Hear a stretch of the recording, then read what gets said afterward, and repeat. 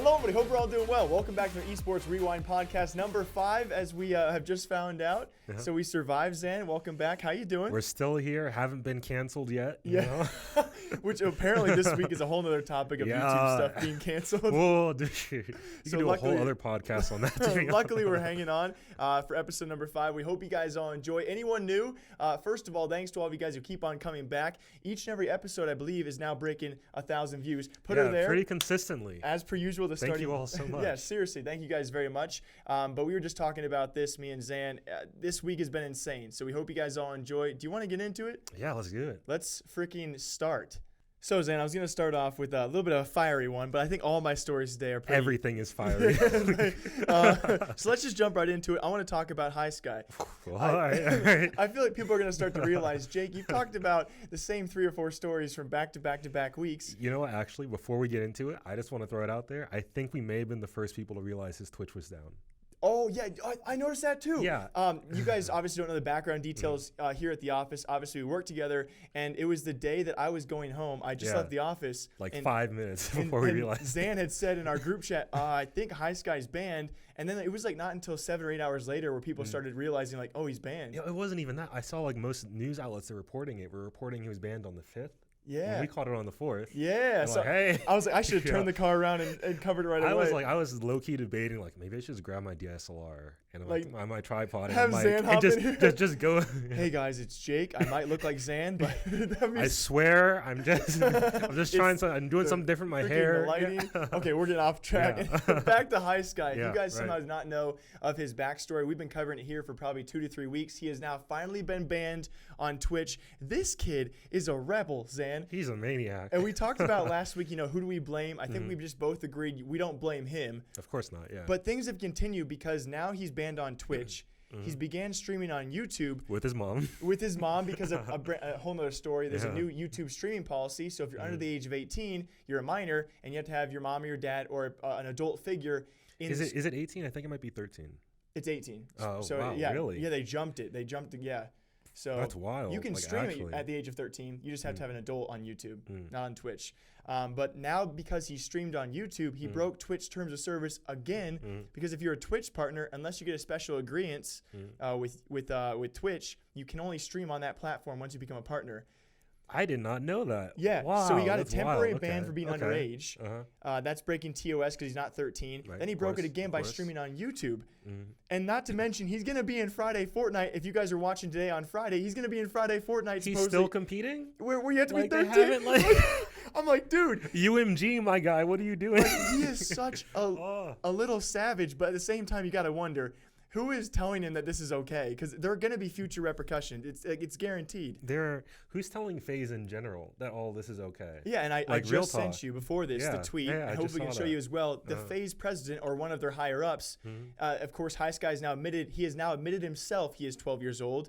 And now they're blaming Tfue and all that. It's just a whole shamble of things, and I don't even know, Zan.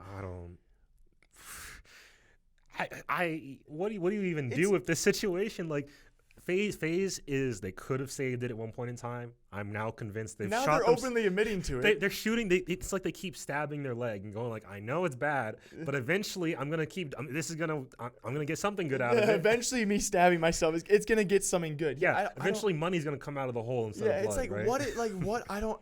I feel like there are a difference between our opinions, not to of course separate our audience, but I feel like younger people who see this as kind of unfair for him because.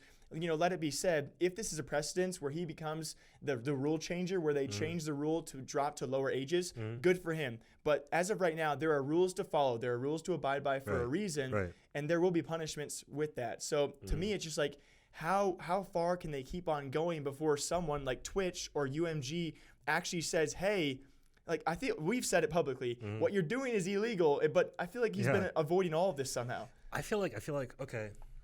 There's been stuff about this in the news as well, too, about YouTube and Twitch and how they very selectively police people on their platforms. Oh, for sure. Right? As we've seen in the last few days. Yeah, definitely. And where I can understand where people are coming from like an emotional level of saying this is unfair to High Sky. He's young. He's been given this great opportunity. Allow him to do it, right? You got to draw a line somewhere. Yeah. Right? Yeah. Like, you can't. Otherwise, we have like toddlers on Twitch streaming. Yeah, and you're right. There has to be somewhere where they stand firm on an age. Mhm. Obviously, before now that was 13. Right. Will it change? I don't know. There's a lot of legal stipulations probably around that too. Mhm. So whether or not rules change, there are rules to abide by. We don't blame him whatsoever. But Yeah, this whole definitely not. case has been just like shocking to me. Yeah, we were just talking over lunch yesterday about Ryan's toys reviews, right? Yeah, And how everyone- how that kid has like all the money and how messed up he's going to be when he grows up. Yeah. Because he's just grown up with all this money, probably doesn't know how to handle it properly, Mhm. like whatsoever. And I can see like High Sky, I would not want my kid around the FaZe people, right? Whoa, we're entering deep that- territory. We didn't. This is a whole. Y'all nother- are bad influences. Yeah, Yeah. Realistically speaking, You're gonna anger a lot of FaZe fans, so I'm Yeah, not but gonna agree with you. I real can't talk, because real talk. I like FaZe overall, but I don't know if you can tell me that like having a 13-year-old around that kind of environment is like ideal for his growth and maturity as an individual. I think that's a much more fair statement to make. Yeah. But anyway, we'll move on. We'll keep you guys updated with that next week. What other rules will High Sky break or be forced to break? Come back for episode number 6. All right, next topic is something I could talk about literally for I don't know if I could stop talking about it, to be honest. Like Google Stadia. Oh, Google Stadia yes. is Sorry like for yelling, by the way. is everything. This is Potentially. before you even go on like your Yeah. rant. This is like you blew my mind. We don't usually talk about our topics, but he talked about a little bit with this one because I need a little bit of a background. Right. You go for it. This just sounds. All right, for those of you who don't know, Google Stadia is the new gaming platform from Google. I hesitate to call it a console because you won't even need a console, realistically speaking. Basically, what they're saying is you're going to be able to play all your games on the cloud through a Google Stadia controller. And for now, you have to use a Chromecast Ultra plugged into like your TV or whatever.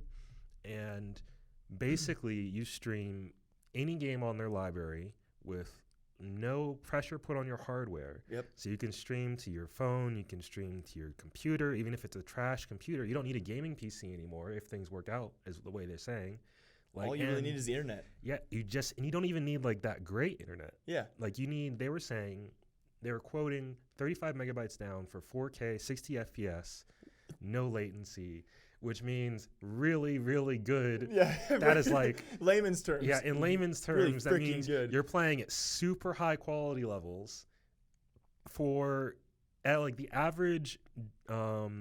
I looked this up right before we came in here because I was curious, right? The average internet download speed for Americans right now is 95 megabytes. Mm-hmm. So that's way above the 35 megabyte minimum requirement for 4K.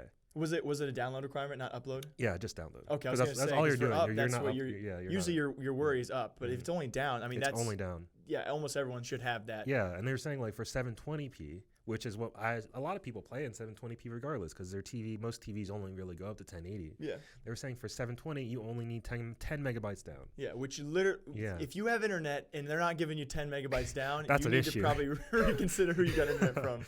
Yeah, right? And that's just like, and on top of that, the launch price was like for the Founders Edition is $130. Which gets you a controller as well as the Controller, hardware you need, everything you need, besides of course what you're gonna use it on. Yeah, right. And it comes with Destiny 2 with all the expansion packs and 3 months of their subscription, and their subscription is cheaper than Netflix. Yeah, is it $10 a month? You said? $10 a month.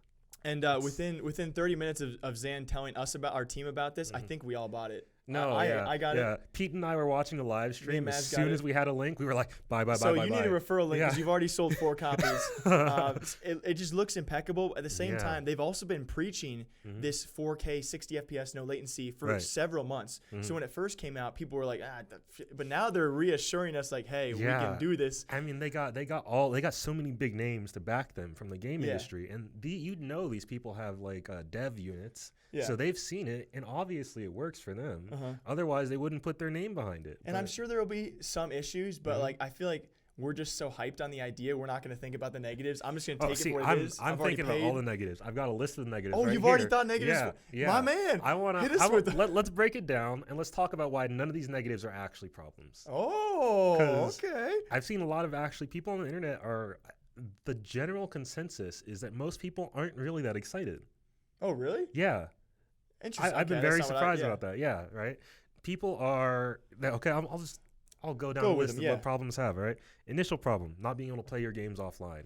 You can't play most of your games offline at this point, realistically speaking. Not to a degree where you'd enjoy them that No, much offline. yeah, right? I mean, Like- I come from CS:GO. No one I know is like, dude, I played CS:GO on my own last night. It was freaking lit. I was playing some bot Yeah, matches, dude, like, I yo. love me some killing some bot Madden bot Coles. Yeah, It's like, no, right, it's right. yeah, okay. Yeah, and like I'd say the larger majority of the games are like the popular ones. People play them to play online with other people. Right? Yeah, a large majority of them are certainly enjoyed for multiplayer, not for off. Yeah, okay. Yeah, and it's not like, I mean, obviously this isn't going to get rid of the other consoles. If you want to play a game single player and if you're at all concerned about your connection, just buy it somewhere else. Yep. Or don't buy it on Stadia. Stadia might be a very limited use case for some people, but if it works, it works, right? The other issue people brought up is not owning your games and being potentially locked out of playing them because you don't have like a physical disc or it's in the cloud or whatever, right? And I'm like, that's all of your games. That's all of Steam. Yeah, I was like, You don't have. So what if the files are on your computer? They could very easily just push a patch that locks you out of them. They could do that at any time. why'd you only mention? What about the Unreal store? Oh yeah, Epic it's store. the same with Epic. It's the same with For all of you guys who use the Epic PlayStation store. Network. Yeah. All 2 or 3 of you get your games on there already. Yeah, that's so. Yeah. These are very peculiar arguments. Yeah, but these I've seen these so many times from people I respect, right? Yeah. That are like, yeah, I don't know, and it's You don't have a disc for Fortnite? I load that sucker up every day. Yeah. Just put in your old disc It seems drive. like you buy a case. Half the time when I buy a case for a game, I like buying my games physical when it's a game I care about to a certain extent. Half of them, you get a code. You don't get a disc or anything. Plus, that's right? also a lot of fight game community. I feel like for me, it's never the case really. Buy them off Steam is the usual way to go. Yeah, and okay, the only other large issue that I've seen from people is that they think Google is straight up lying. And I can definitely, of all the points you mentioned, that was definitely, I can agree that'd be a somewhat valid argument. Yeah, that's a valid argument until you remember who Google is. Yeah. Like, think for 5 seconds, guys, okay? Think about just on YouTube, right? I got stats for this, too. You know it's bad. When he looks right into the camera, he's speaking to your heart. Yeah. I'm really going to, like, trying to, like, convey the point, like, real talk. There are 300 hours of video uploaded to YouTube every minute, every single minute of the day. And almost 5 billion videos are watched on YouTube every single day.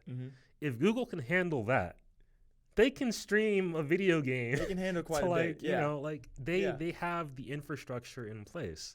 And obviously they're taking it seriously. And my thought process is, even if they're lying about the 35 megabytes, 4K, 60 FPS, even if they're lying about that, think about what the immediate step down from that is. You're still playing game at 1080p. You're probably still getting 60 FPS. Yeah. And you're probably still getting like little to no latency. Yeah. Even if they're lying about like their high spec stuff. So like And it's still great. Even if that's the case, you're $130 in the hole, which is definitely going to be refundable if there's enough public backlash. Yeah. So it seems we've never like even talked about a program like this, like into depth that we've actually been convinced by.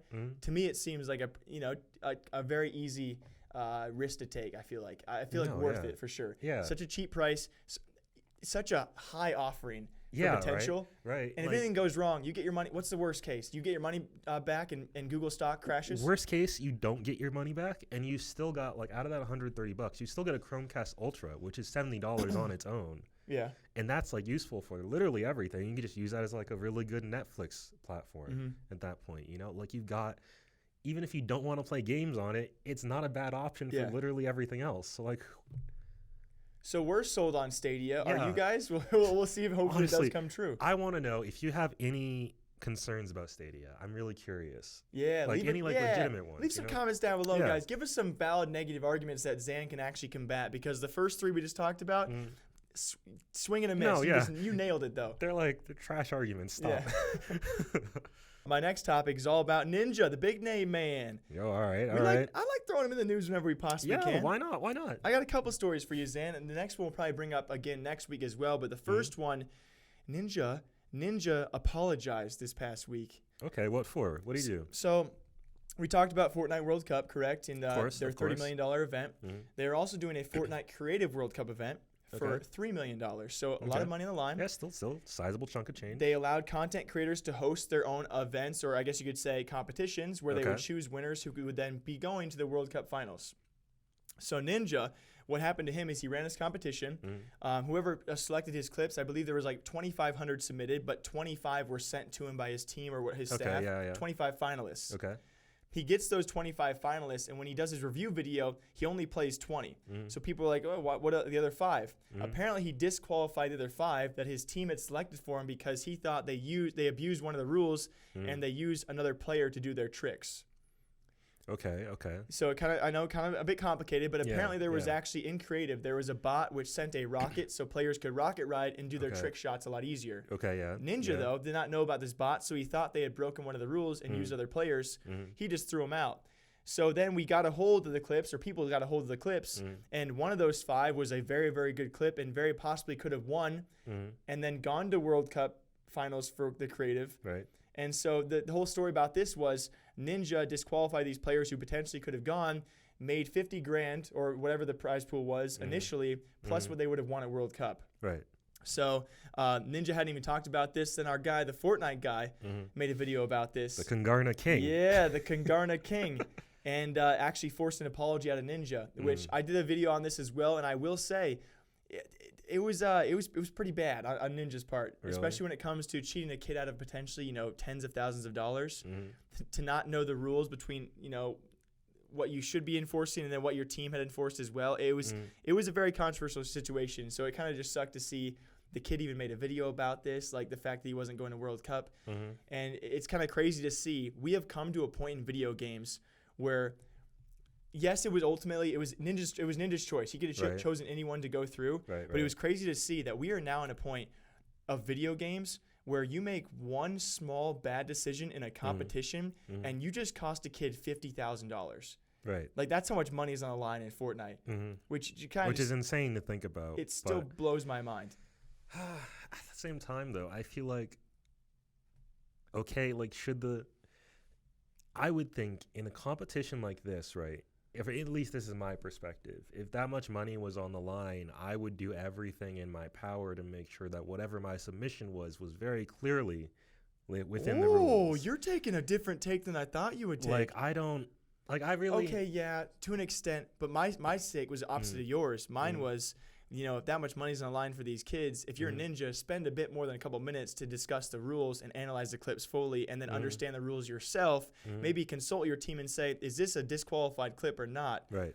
So I definitely see your angle. That's an interesting angle. I totally see that side of it, for sure, right? But I would say nobody should be ever entering contest expecting to win. Right. Yeah. You should always be entering expecting to lose, and not even because you're doing your thing was not as good. Yeah. But because you gotta appeal to what the contest actually is looking for. And if there was any kind of gray area like this, it sounds like this was like this bot thing was relatively new as a discovery, and Ninja was just unaware of its existence. Right. I would say you have to take stuff like that into account. Wow. For sure. That was not what I expected from you. I expected you to agree with me. What the No, yeah, honestly, I just don't. Very interesting take. Yeah, I've entered a lot of contests. I've ran a couple contests. Yeah. You can't ever expect people to really, especially if he's getting that many submissions, realistically speaking, you can't expect Ninja and his team to do everything perfully all the way around. Wow, you are so much more analytical than I am sometimes. I just take things for face value. Yep, he apologized. He should have apologized.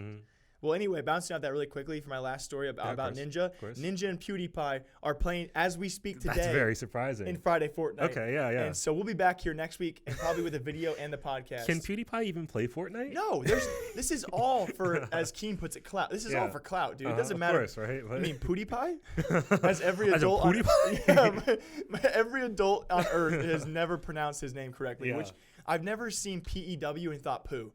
I know how poo is spelled. It's like Pokemans. It's like we're a different discussion, but either way, we'll be back here next week because Ninja and PewDiePie are probably going to break the Twitch record. Yeah, good chance of it. I would be surprised if they didn't almost. Yeah, so we'll be back more with that. I'm excited to see it and if he can actually play. Anyway, so this was I did not expect this story to come out at all, but it's an interesting take, and I would really like to hear what you have to think about it. I'll give you my thoughts. Ubisoft has announced they don't want a sequel to Rainbow Six Siege. Wow, your words took the words out of my mouth. Yeah, right. That's exact. I literally wanted to say I did not expect that to come. Yeah.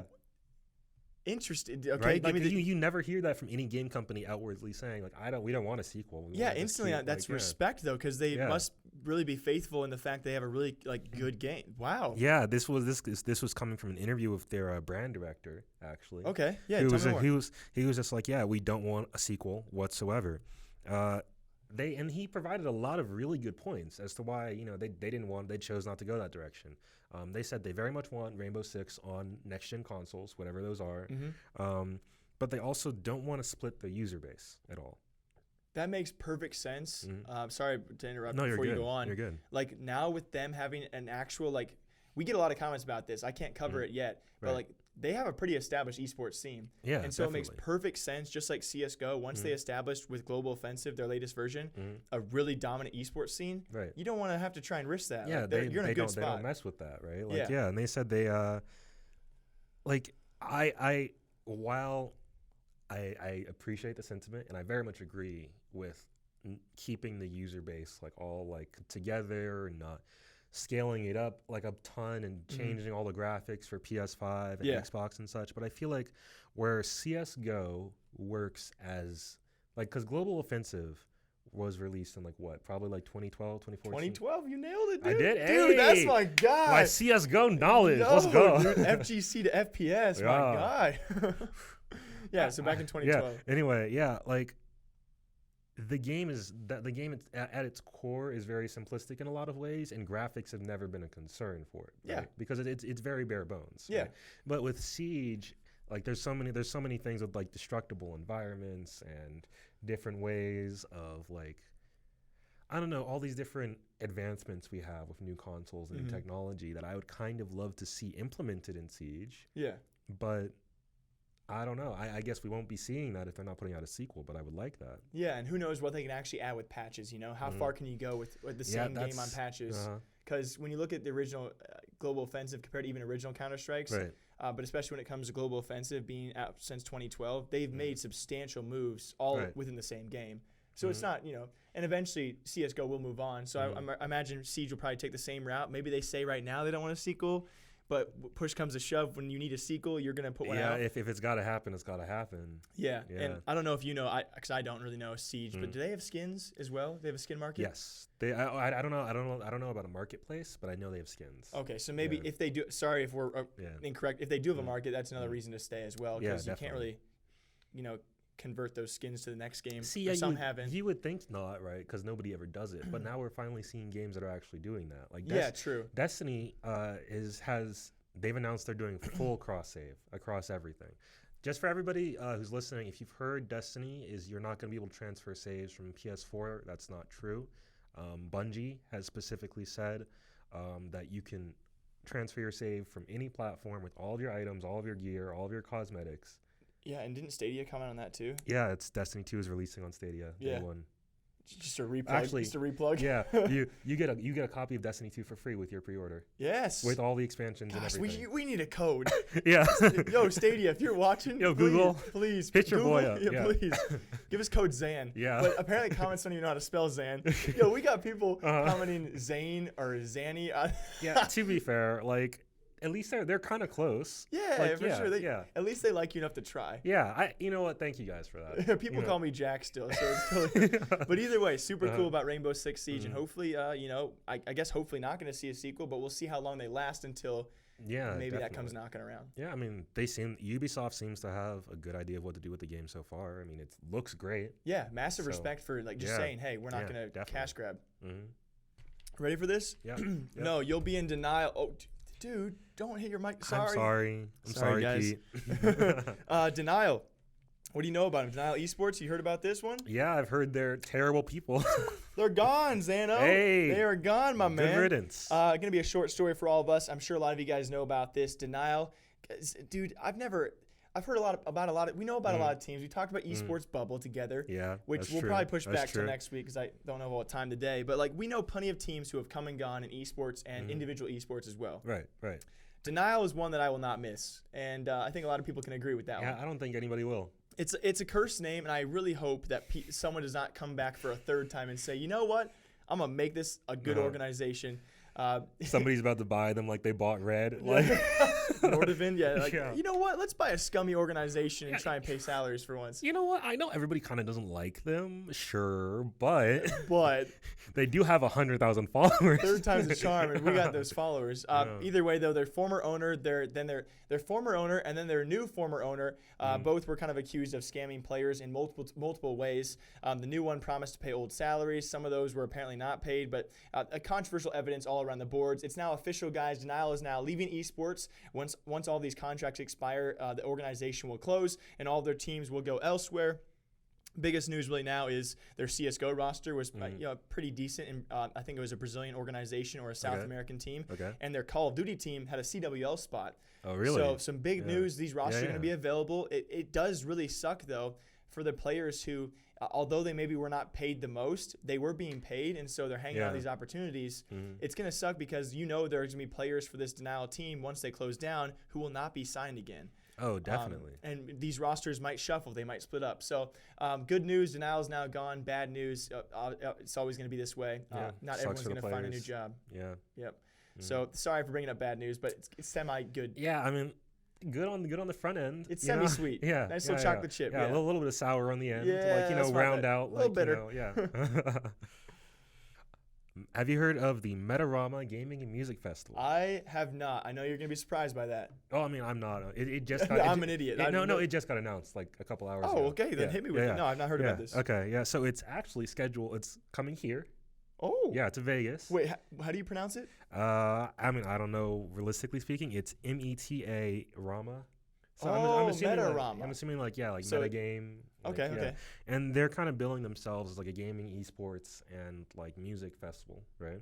Which, you know how that always works out. Oh my gosh. And I was immediately concerned because the logo looks like kind of like a ripoff of like the Metallica logo. So I was like, they're going to throw so many heavy metal bands at us. Oh, no. Every esports event always does. Dude, we've talked about esports events and their artists they've chosen. They've almost never been like... Yeah, it's never anybody good. Yeah. Not that they're not good, but it's not esports type music, I just don't think you can make a business model out of gamer music. I think it's doable. I just think no. Yeah. You know what? I know it's doable because the FGC does it well. You want to fight on this? The FGC does it well. I will fight you on this. Yeah, of course you fight for FGC. So fanboy. Evo like 2 years ago, right? Imagine how hyped this would be. Every single every single character in Street Fighter has their own theme song, right? Yeah. So for the grand finals of Street Fighter, they had this dude come out and play like a really, really sick metal remix of one of the best themes in Street Fighter for Rashid. It was hype as heck. See, that's the and thing, everybody knew what was going on. Your characters have like pretty much soundtracks or themes to them. Yeah, it was when dope. You go to CSGO, wait, I will say one. League of Legends has done a really good job with performances. Yeah. As an example, right? Corsair will show up, right? And they're not selling. I mean, you can't really sell Corsair stuff at a esports event, right? It's all looks like accessories and such for the most part, right? Not very jazzy, but just having them there sponsoring the event and then having them maybe put down like some phone chargers that are Corsair brand and just being like, hey, we know you guys are here 24 hours a day. Just charge your phones, or hey, come play some games at the Corsair booth or whatever, right? And I think partnerships like that on a smaller scale might be beneficial overall for the esports industry. Yeah. So you think major events out there should focus more on the kind of this not necessarily what's going on stage, but kind of around the event as well? I think there needs to be a much larger focus on like everything. I think like we were just talking about Metarama, right? I think there's no reason that at the very least, like grand finals and stuff, shouldn't be kind of like a festival for gamers. Yeah, like get tons of stuff. That's one thing that I'm jealous of when it comes. Not like I'm a huge like an event goer, but like when it comes to fight game, like you guys are you seem. Just the environment seems a lot different from a typical. It seems more like a festival or like a get together as compared to sit in this. Obviously, there's a lot of esports events who do a really good job. Right, of course. There's always just been different vibes, I feel like, from my perspective. No, I think the one thing the FGC definitely does well is engendering that kind of very open, very almost by default, like any fighting game event is it feels primarily like, oh, I'm going there to have fun with my friends and play some fighting games. Yeah.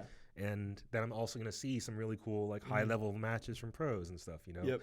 But, you know, I don't hear any of that same kind of excitement for that same type of thing at any other esports events, really. Yeah. Not with the same consistency. That's a tough one. And when it comes to, I guess it really goes really well off the esports bubble, because if you cannot find a way as an organizer, because we are seeing some struggles, especially when it comes from the Counter-Strike scene, or even the LCS as well, when it comes to actually being profitable with what we currently have set up. We've seen organizers really struggle with that. And so they're definitely going to have to find a way to utilize that. And that's why I do respect when it comes to like the Dota circuit, mainly, of course, when it comes to international. Yeah, of course. I think we might even lean towards that direction, not only kind of trying to interact with sponsors more at events, but also the whole crowdfunding thing. Yeah, crowdfunding is kind of like, I feel like that's probably the best. I mean, Valve is genius. Forward. It's weird how they crowdfund for one game, their one of their main games, but not their other one. But they pull it off so well. They can raise so much money. It's insane. Yeah, right? And that makes like a nice prize pool for everybody. Like, yeah, that's one of the things that FGC does too. You guys crowdfund too? Yeah, almost every event. Of course you do. Like part of the ticket price for Evo. Like if you want to compete in a game, like you just add like $10 onto your ticket. Yeah. And all of that $10 goes into the prize pool. I legit would not doubt going to a fighting game event and like all of a sudden like the grand prize was stolen. Literally, you could convince people in the crowd to pull out their wallets and just slap cash on the probably. stage. People be down if anybody was like, hey, yeah, the event might not be around. We need money to keep it going. Like this has happened like several times. Yeah. Like I said, like almost every fighting game major event is crowdfunded. It's run by the community to a certain extent. Yeah. And they've only watch that be the bare bones that ever the esport has to go down to because of the bubble. Yeah, it's gonna be so weird. Like we're all FGC people. We're used to being like really small, like hotel, like conference. Like the rooms, bubble basically. can't hurt you guys. You guys can't go. No offense, compared to other esports, you guys can't really. You're at that rung where like you can't be hurt by. I don't think a bubble. You guys are probably at the realistic mark. Yeah, we've kind of sidestepped it. For salaries and prize pools, you guys are at the very bare minimum, like realistic prize pools and salaries. The FGC is definitely on the lower end of money you can earn. So we'll definitely see how that affects things in the future and how these events can try and organize other things to make themselves profitable. Yeah, definitely. Hopefully people figure it out. All right, Zan, you ready for this one, man? Let's go. I'm going to keep this one brief. If you guys... You've cursed it already. No, it will be brief. We got another FaZe Clan lawsuit coming up in the news, man. Oh, yeah, I heard about the second one. Yeah, so obviously we know about the current one, but this one has now brought light to the 2018 one with a company known as Hubrick. Right. I'm going to try and get this through as fast as possible. It was an initial funding group called Hubrick who initially funded FaZe Clan with $1.3 million. Apparently helped them start up, recruit some talent, and expand their content a little bit. Of course. Hubrick has now they came out actually, I think it was 10 months ago, back in 2018, with this lawsuit and accused FaZe Clan of them getting too big. They broke off from Hubrick, who was their initial funder. Okay. The main issue, though, apparently, according to them, allegations, okay? Yeah. Take their word for it. Apparently, their corporate offices were then raided by some of the FaZe members. They took PCs, consoles, all the data on those PCs, expensive electronics, and office furniture, all from the building.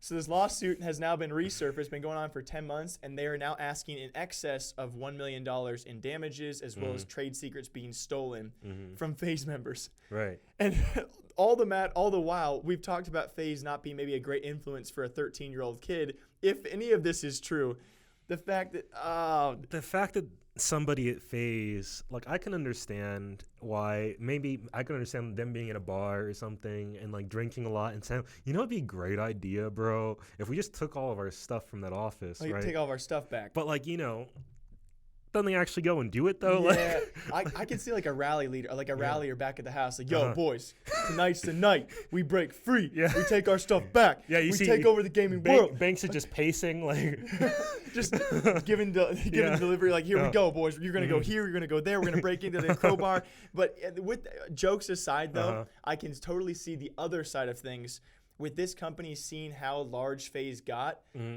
Because I don't know when exactly their partnership was. If this was initial, this is way, way back. No, yeah, that's years. So we can definitely see them. I can definitely see FaZe's side. All of a sudden, Hubrick's like, whoa, they got that big. They're worth $100 million or whatever dollars. Let's try and sue them for 1 million, 10 million. Yeah, let's claim these let's make things. some change, like real quick. Yeah. And in their apparent lawsuit as well, they allege that FaZe got big and they broke off, and they were a big reason for FaZe to get this big. That's a very, very debate. Like, yeah, FaZe I've never is heard big of Hubrick. I never heard about them either. Yeah. But again, we don't really know exactly who they recruited for them. They did give them a 1.3 in funding, so we don't know exactly what they deserve in return for that initial funding as well. Right. But I think there are two very valid arguments between if you can prove they broke and stole stuff and how big did you really make FaZe. Because you can argue that FaZe members, we all know they were grinders, especially back in the day, to get where they are now. Yeah. And so I definitely see both sides. Yeah, definitely. It'd be kind of weird to think, like, I don't know. Pardon me. I don't know who would be responsible for FaZe blowing up in the way that they did. I don't know how you prove that in a court of law. Yeah, right. Like, maybe they could say, like, oh, FaZe wouldn't have gotten popular if we hadn't helped them get Kerrigan at this point in time or whatever. Yeah, whoever it was. Like, I don't know. But there's such an expansive org with so many people too. It's like, even if you say we recruited Apex, it's like, cool, they have a lot of other people. Yeah, right. And then they could always just pull up like their like when they were actually just like a sniping clan for Call of Duty. Yeah. None of those other outside companies made them popular then. They were already like, they were popping. Yeah. So it's definitely a weird case. And with that even being said, when you have corporate offices, when you're giving someone $1.3 million and you have corporate offices, right. I would love to see if your corporate offices had any sort of, I don't know, like a camera to record it going down. Right. Because the pictures they showed were just pictures of boxes, which I could, by the way, can tell. I could take a picture of this Red Bull or this Rockstar can and be like, Zan stole my Rockstar. It's like, that's what the evidence is right now. Yeah. Like, there's nothing really substantial. It's kind of like, So you can buy me another Rockstar or what? I guess I gotta now. I mean, in the court of the internet, I guess I stole it. Yeah, that is kind of. I don't know why this hadn't crossed my mind, but they really did not provide any proof whatsoever. Yeah, so we'll definitely see. The main thing it might help Tfue if even if the court sees, these guys have a couple lawsuits on them, there must be something fishy inside the org. Yeah, I think Hubrick, if I remember correctly, I read an article on it like real briefly, right? I think they said part of the reason they were bringing the lawsuit back up actually was to show the lawyers litigating the Tfue thing that FaZe has a history of problematic business and it could leverage for both lawsuits. Yeah. It could definitely be useful. Yeah. Interesting though. We'll see how it progresses and if any other evidence actually comes out of it. Either way, I think we both agree that there are definitely two sides of the story. For sure. Hit me with it. IKEA. Oh, that's not esports, but okay. But it is now. Let's give me the story. Yeah. All right. IKEA is getting into the video game accessory market in a really interesting way. This makes me happy already. Yeah, so they partnered with this company called Unique. Okay. That's actually, they spell their name UNYQ. So I'm assuming it's Unique. But who knows? That is the cheesiest thing I've heard all day. How do we make our unique name unique? Freaking I know, right? Let's blow past that. It's kind of genius, though, because, I mean, you can tell. You wouldn't like that. Yeah, I like it a lot. And Unique is basically this 3D printed medical wearables company. Can you repeat that? 3D printed medical wearables. 3D printed medical? Yeah. Okay. Yeah, so I'm not going to try to pronounce the name of the new IKEA product line because it's like Uppkoppla. Something like that. Okay, these guys are trying to be way too unique. Yeah, I mean, to be fair, like IKEA does this for all their stuff. It's like, it's the Swedish name. I think. Really? Yeah, okay. Yeah. Kangarna? I'm surprised he isn't in there already. Anyway, so all the whole product line is aimed at accessibility for gamers. Okay. Right. So it's stuff like textured keyboard caps, so people can like tell where the difference between their keyboard. Nice. Okay. Like a little bit easier. A bungee cord from your mouse, so it doesn't like move around too much. Like. Yeah. Oh, pardon me. As well as wrist support. Seen it? The wrist support thing is actually like, it looks like they were planning on making custom wrist supports for people with a new phone app they're releasing next year. The product line is coming out next year as well. And basically this app is supposed to scan your hand and create a wrist support based off of your bone and muscle structure. Get the frick out of here, Zane. Yeah. Zane. What do you mean? It's kind of ridiculous. That's what they're saying it's supposed to do. Got Yeah. baby wrists too. That's the problem. I need double support. See, right? Like, wow, that's weird. That's kind of cool if it yeah, works. it's so smart. Like, I was looking at like the initial like demo images. Yeah. Right, and the wrist support is kind of like, it looks like a stand you kind of put like on a desk or something. And Yeah. you put your wrist like in it. But I could really see how that'd be useful. Yeah, for Especially sure. because they said their aim to keep this very affordable, because most of the products like of this nature are kind of prohibitively expensive for a lot of people, right? Like, I definitely could probably use a wrist support on some days. Yeah. But I'm not gonna pay $200-300 for one. Mm-hmm. But this is so you this could mentioned be really interesting. they partner with IKEA and they're not doing furniture. Not furniture. I was kind of hoping for gaming desks because they make some great quality stuff. So that's what I was hoping for. But this is definitely a turn I did not expect. Yeah, it's kind of weird to think of them getting into like gaming through this accessibility path. Have you seen price points at all for any? They haven't released price points. All they said is that they want it to be affordable for like just standard use. So I need to keep an eye out for sure, because that's definitely interesting. Yeah. And I hope, because they're through such a large outsource, I hope they can actually make it affordable. Right. And what affordable means to them, I don't know. Yeah, that's true. Affordable could be like, well, I mean, a bed is $500, so if we make this so like ankle. So like wrist support price should be $350. Yeah, maybe? right. Like, I mean, you use your wrist a lot. You use your wrist more than you use your bed. I mean, realistically speaking. But that's cool. Definitely keep an eye out for it. Yeah. Cautiously optimistic. It's that time of day. It's the Randy Watch, boys. The Randy Roch. Yeah, unfortunately, it's kind of a sad one, because it's not even one I can really make that much fun of Randy for. Oh no, you didn't. Okay, you didn't warn me about this. No, it's not like last week where I'm concerned Randy might have harmed an animal or or posted like something about animals in pain. Like, it's nothing like that. Okay. Although we could talk real briefly before we get into the meat and potatoes of the Randy Watch, right? Kind of almost as if to like prove that he's not weird and that he actually looks at like animal videos and stuff to prove he's not weird. Like, yeah. Like after that initial backlash over the cat video last week, Randy tweeted like another picture of a cat like on Monday, and everybody was immediately scared. Oh God! Like, the immediate reaction was like, Randy, what are you doing? Oh no! But it was just a normal playful cat doing normal playful cat stuff. But people were immediately like, I thought this was gonna be Randy. Like, that's why he did it though. He's trying to get in your head. He's like, right? You expect this cat to die, but it didn't. So now you like me because I'm good again. Oh, frick, Randy, dude. Hit me with the sad stuff. All right, so Chris, do you know who Chris Hardwick is? Mm-mm. So he's like I don't know what you call him, kind of like a internet/TV personality. Okay. Right? He does a lot of talk shows and stuff like that.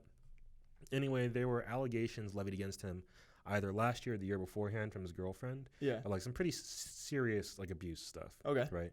And as a result, she didn't name drop him specifically, but it was one of those things where it's kind of clear that's who she was talking about and has been all but confirmed at this point. Yeah. And as a result of that, he got dropped from all of his TV gigs and all his other appearances places, right? Yeah. While investigations were going on. And while he appears to have been reinstated to most of them at this point. Cool. But he's also being brought on to Borderlands, right? Yeah. And he's returning to reprise a role from another Borderlands game, like not a mainline title, but in a way that he really didn't have to be the guy who voiced it. Yeah. I don't think. And Gearbox has been getting a lot of backlash from people saying now they will not buy Borderlands 3 because not only is Randy doing his nonsense constantly. I thought you were going to say that did he get cleared of his allegations? No, he didn't. Is he going to court for this, or is it just kind of like kind of a rumor still? It's very all the companies who've been doing investigations, while they may have hired him back, nobody's saying, "Oh, he didn't do it," or "We've investigated and we found that he's cleared," or anything like that. And it kind of feels like they're bringing him back just because he's a moneymaker for them, right? Yeah. And so a lot of people are really unhappy in between Randy constantly doing nonsense and Chris now being part of the project. Man, that is a Randy move. People are hard swerving Borderlands 3. That's interesting. So at what point, my question is, at what point do you stop separating the artist from their work? Especially on something like this, where Randy doesn't make most of Borderlands 3. Most of that is normal people who are probably good people. It's a tough situation because we just don't know. Right. I can relate it back to one of the original CSGO founders a while back. This might be too in depth. He was actually found to have had sexual relations with a minor. So when that first came out, and the lack of a better term, the lawsuit, it became public, very public. Right. Valve released him, but then we found out later that he was in fact catfished. The woman that he had relations with, he thought she was much older than she actually was. Obviously, it still makes what he did very illegal. Right. Valve never hired him back, and I'm guessing most people won't. Yeah, you would say fair on both ends. You feel really bad for the guy. Yeah. But then you also question, how did you not know better? Something like where were you looking around for these kind of people? Right. Obviously, we're never gonna know the full details, but I felt bad for him in that case. But it doesn't change the fact what he did is illegal, and so I think it was probably for the better. In this case, you haven't, like in that case, you had stuff proven. Right. In this case, if it's not proven, it's not proven either way, which is where it gets as a company, into like a gray area. you don't. If you don't know it's true, and he does good work. But even it's tough, man. I don't know. See, I don't know where you go. I feel like in Borderlands 3 case specifically, right? Like they've already hit so many like bumps in the road. Yeah. And the game has only really been announced for a couple months. Yeah. And Randy can't shut up. He keeps like every time he says something, let's say that loses like another like 2 or 3% of people who are going to buy the game. Yeah. Right? I don't know if we can even I wouldn't even comment on that. I don't even know if there's a right answer. There probably isn't. I feel like most companies, when this kind of thing comes push to shove, they would avoid the controversy. They would not hire him back. Yeah. But if there is no one else who can do that and you think it actually benefits you financially, if he's not proven and if it benefits you financially to bring him back on, I would, as a company, maybe you do it, Yeah, maybe. Money speaks, money talks. Maybe you do it. Maybe. See, I would say if you want to do it, why announce it? True. They announced it. Him being re-signed. Yeah. Maybe transparency. Then you got to question, what if you're transparent about it? Will it hurt less backlash-wise? Because what if it came out and they didn't announce it and people found out? It'd probably be worse. People would find out, sure, but they would have already bought the game then. And what are they going to do? It's so many roads to this story. I feel like if they put it off until the game came out, right? There's not only could they do their own investigation, they have time for that, so they can say, hey, we decided to have Chris Hardwick reprise his role because based on this investigation or that investigation, we determined he was innocent. Okay. Right? Yeah. It would give them time to do that as opposed to bringing on this person who's still very much not cleared of these very problematic allegations. Yeah, it's tough, man. It's really tough. Sometimes you just don't know how the community's going to react. Yeah, right. Yeah.